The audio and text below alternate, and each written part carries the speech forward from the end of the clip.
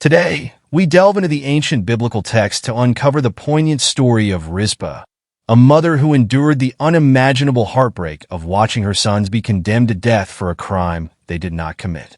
We'll explore the depth of her devotion, the strength of her love, and the lengths she went to in order to protect their honor, even after their deaths. Before we begin, we invite you to subscribe if you find value in our content. During the reign of King Saul, Rizpah, the daughter of Aiah, found herself caught up in the complexities of the royal court. As a concubine to the king, she was not a queen, but she still held a significant position within the palace. From this union with Saul, Rizpah bore two sons, Armoni and Mephibosheth. Despite the challenges and turmoil of Saul's reign, marked by wars, political strife, and the king's increasingly erratic behavior, Rizpah likely tried to provide a stable and loving environment for her children. Within the walls of the palace, amid the chaos of the outside world, she would have sought to shield them from the harsh realities of their father's tumultuous rule. However, following Saul's eventual fall from grace and his death in battle, the kingdom of Israel was plunged into a crisis. A severe famine gripped the land for 3 long years, leading King David, Saul's successor, to seek divine guidance. In his quest for answers, David was told that the famine was a result of Saul's past actions, specifically his bloodshed against the Gibeonites, a group that Israel had sworn to protect generations earlier under Joshua's leadership. To atone for Saul's sins and end the famine, David approached the Gibeonites, asking them what could be done to make amends for the wrongs they had suffered. The Gibeonites, however, did not ask for wealth, silver, or gold from Saul's family, nor did they demand the lives of random Israelites. Instead, they sought a more specific and personal form of justice.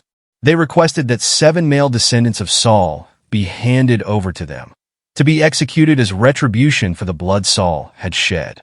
This request, rooted in the ancient Near Eastern practices of justice and reparation, was meant to address the blood guilt on the land and restore peace and order. David, recognizing the need to fulfill this demand in order to lift the curse on the land, agreed to their terms. He selected 5 grandsons of Saul, the sons of Merab, Saul's daughter, and Rizpah's 2 sons, Armoni and Mephibosheth. The handover of these 7 men was a somber and solemn affair, marked by the weight of the decision that had been made. It was not an easy choice for David, but it was one he believed was necessary for the greater good of his kingdom. The Gibeonites carried out the execution in a barren, desolate area outside their territory, under the unyielding glare of the sun. The 7 men were hanged, their bodies displayed as a public declaration that justice had been served. This act was meant to appease the divine wrath that had brought famine upon the land. The bodies were left hanging on the hill, exposed to the elements, a stark reminder of the consequences of Saul's actions. It is unclear whether Rizpah was among those who witnessed the execution, but it is not difficult to imagine her there, standing helplessly as her beloved sons were put to death for a sin they did not commit. The sight of their lifeless bodies hanging in the open, deprived of dignity even in death, would have been almost unbearable. Yet, Rizpah did not turn away. Instead, she made a decision that would etch her name into the annals of history as a symbol of a mother's unbreakable love and determination. In the aftermath of the execution, the bodies of the 7 men were left exposed, denied the honor of a proper burial.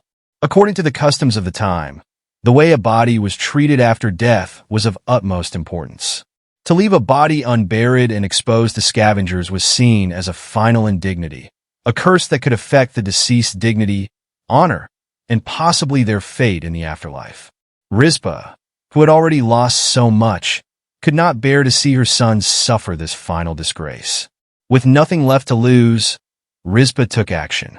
She brought a piece of sackcloth, a symbol of mourning and humility, and spread it out on a rock near the site where her sons' bodies hung. There, she began her vigil, determined to protect their remains from the birds of the air by day and the wild animals by night. Rizpah's vigil was not just an act of mourning. It was a silent, yet powerful protest against the injustice that had been done to her children. Day after day, night after night, she kept her lonely watch, refusing to leave her post. Her solitary figure, standing guard over the dead, became a testament to her enduring love and the depth of her grief. For months, Rizpah remained there, exposed to the elements, enduring the harshness of the weather and the loneliness of her vigil. She was unyielding in her commitment, driven by a mother's love that refused to be extinguished even in the face of such overwhelming loss. It was only when the rains finally came, signaling the end of the drought and the lifting of the Lord's punishment, that Rizpah's vigil could come to an end. News of Rizpah's extraordinary act of devotion reached King David. Her unwavering commitment to her sons, even after their deaths, stirred something deep within him. Moved by her courage and dedication, David took steps to ensure that the bodies of the 7 executed men, including Rizpah's sons, were given the dignity of a proper burial. He ordered that their remains be gathered and buried in the tomb of Kish, Saul's father, a gesture that would bring closure to this tragic chapter in Israel's history.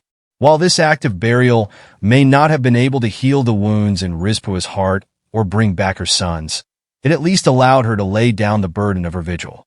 Rizpah's story is one of profound love, unyielding devotion, and the quiet strength that can be found in the face of unimaginable loss. It is a story that continues to resonate, reminding us of the lengths to which a mother will go to protect and honor her children, even in the darkest of times.